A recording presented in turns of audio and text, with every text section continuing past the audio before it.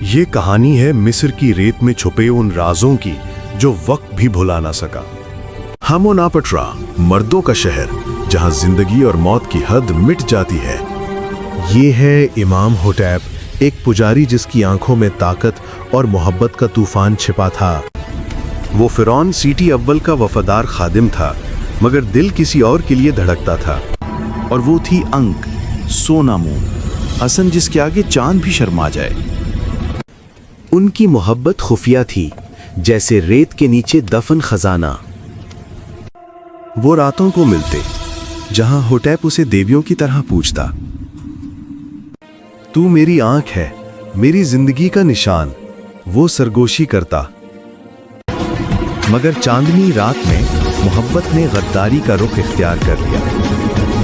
جب فرعون نے آنکھ سونا مون اور امام ہوٹیپ کو ساتھ دیکھا، وقت تھم گیا۔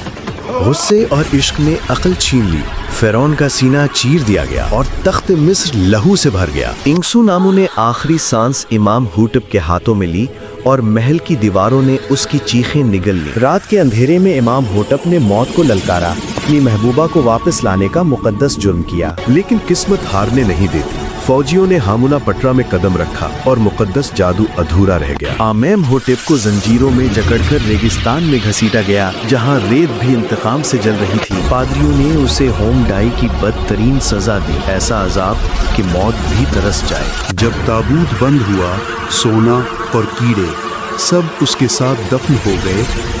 صدیاں گزر گئیں، مگر ہاموناپٹرا کی ریت آج بھی اس لعنت کی خوشبو دیتی ہے۔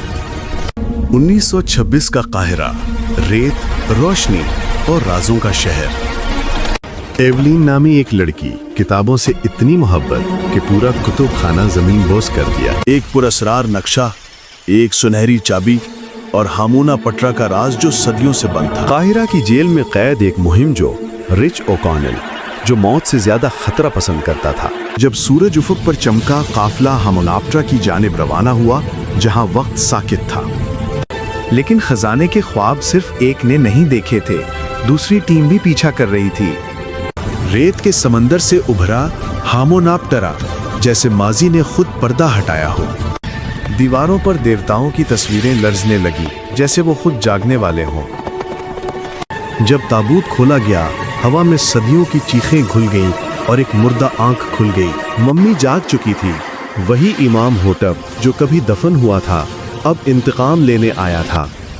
ہوا میں صدیوں پرانی بدبو پھیل گئی۔ لعنت جاگ چکی تھی، امام ہوٹپ جو کبھی دفن ہوا تھا، اب اپنے قاتل زمانے سے حساب لینے آیا تھا۔ قاہرہ کی گلیاں لرز گئیں، ریت نے آسمان کو نگل لیا اور خوف نے ہر دل میں جگہ بنا لی۔ ایولین نے موت کی کتاب کھولی، الفاظ جو انسان نہیں، دیوتا بھی سوچنے سے ڈرتے تھے۔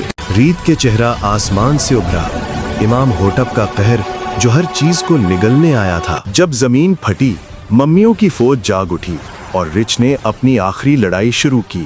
ایولین کو جادو نے جکڑ لیا، امام ہوٹپ اپنی محبوبہ کو دوبارہ زندہ کرنے والا تھا۔ ایک آخری منتر، ایک سنہری روشنی اور امام ہوٹپ کی لعنت دھول میں بدل گئی۔ ہاموناپٹرا زمین میں سمٹ گیا، جیسے ماضی نے خود کو دوبارہ دفن کر دیا ہو۔ سورج دوبارہ چمکا اور ریت کی خاموشی میں ایک نئی کہانی جنم لے چکی تھی۔ طوفان گزر گیا، مگر ریت کی خاموشی میں اب بھی صدیوں کی دھڑکن سنائی دیتی تھی۔ ریت نے آخرکار ایک راز کھولا، وہ خزانہ جسے بادشاہوں نے بھی کبھی ہاتھ نہ لگایا تھا۔